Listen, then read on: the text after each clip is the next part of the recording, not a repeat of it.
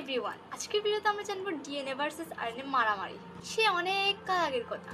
এক ছিল রাজা, তার নাম ছিল ডিএনএ দাদা, এবং তার ছোট বোন হলো আরএনএ। তাকে সবাই আদর করে ডাকতো রনু। কিন্তু ডিএনএ দাদা ছিলেন খুবই গম্ভীর। সে বসে বসে খালি সারাদিন কোষের গোপন প্ল্যান লিখতেন, কোন কোষ কখন কাজ করবে, কোন প্রোটিন কখন তৈরি হবে। কিন্তু একদিন আরএনএ বা আমাদের সবার প্রিয় রনু প্রতিবাদ করলো।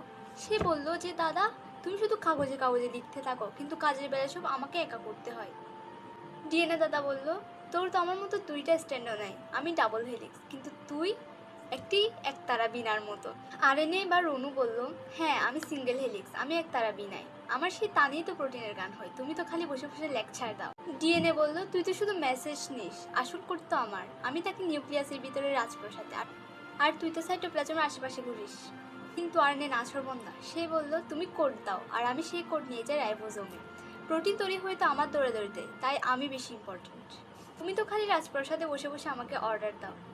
ঠিক তখনই ডিএনএ দাদা হেসে বলল, তাহলে বল তুই তৈরি হইলি কিভাবে? আর তখন আরএনএ মুচকে হেসে বলল, তোমার থেকেই তো আমি এসেছি ট্রান্সক্রিপশন হয়ে, আর আমি না আসলে কিন্তু ট্রান্সলেশন হতো না, অর্থাৎ প্রোটিন উৎপন্ন হতো না, তাই আমি বেশি ইম্পর্টেন্ট।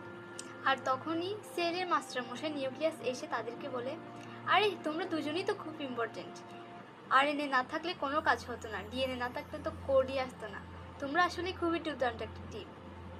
ঠিক তখনই ডিএনএ আরএনএর দিকে চেয়ে হেসে ফেলে আর বলে, ঠিকই তো ঝগড়াবাজ, চলো দুজন মিলেমিশে কাজ করি। তো এই গল্প থেকে আমরা শিখলাম, ডিএনএ থাকে নিউক্লিয়াসে এর ডাবল স্ট্র্যান্ড, এবং আরএনএ থাকে সাইটোপ্লাজমে এর সিঙ্গেল স্ট্র্যান্ড।